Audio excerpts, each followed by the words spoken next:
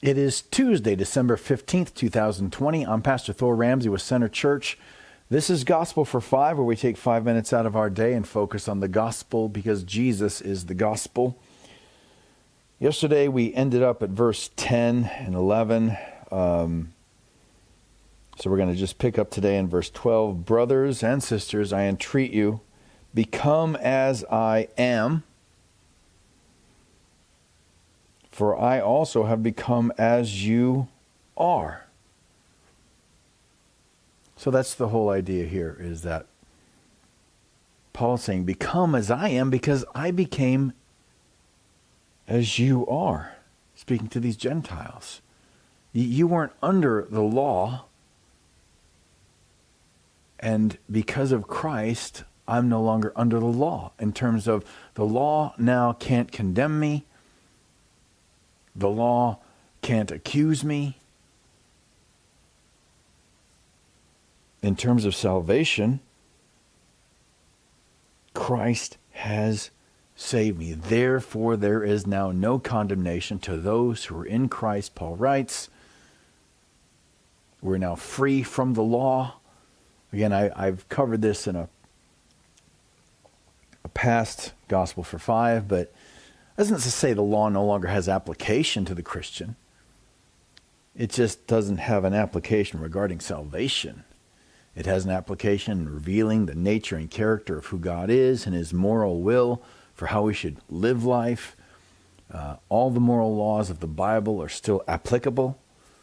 I fall into the theological camp that believes in the Old Testament that there are 3 or 4 different types of laws revealed. You can go have the dietary laws, the laws for the sacrificial system, the civic laws under a theocracy. We're no longer under theocracy. And then the moral laws, which transcend every time, every culture, every place. Those other laws were all fulfilled in Christ, so we don't follow those particular laws anymore because we're not under a theocracy. Most of those laws had to do with God setting apart a people under a theocracy. Now our citizenship has been transferred to heaven. That's our citizenship. So that's not to say the law does not have application anymore. It's just that you don't want to add to the gospel. You don't want to say you're saved by grace plus. Again, Galatians is grace plus nothing. That's the gospel. That's Paul saying, I am adding nothing to the gospel. Become as I am. Because I became as you are. Because you didn't have these preconceived ideas that you should add something to the gospel that I preached to you. See, it's after we become Christians a lot of times that we get all these add-on things that we think are necessary for the Christian life. And the only thing necessary for the Christian life is Jesus Christ. I think it was Dane Ortland. I'm paraphrasing him, but he says there are 2 things you need to live the Christian life. 1, Jesus Christ. And number 2, see number 1. So that's, I'm not sure if he put it exactly that way, but that's the idea. That's the only thing you need for the Christian life is Jesus himself. He's our salvation. He's our sanctification. He's our everything. He's our hope. So you don't need to add anything to Jesus Christ. Do you need to add something to a perfect person? No. Do you need to add anything to a perfect God? No.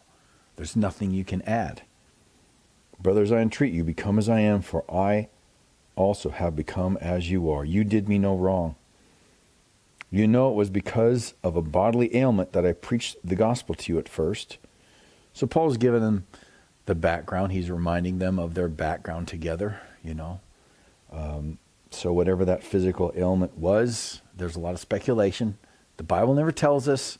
We can speculate all we want. The fact of the matter is we don't actually know what that ailment was, but we know that it caused Paul to stop and stay. And so God had a purpose for that physical ailment. And so that purpose was that Paul might share the gospel of Jesus Christ with these people in Galatia. Grace plus nothing.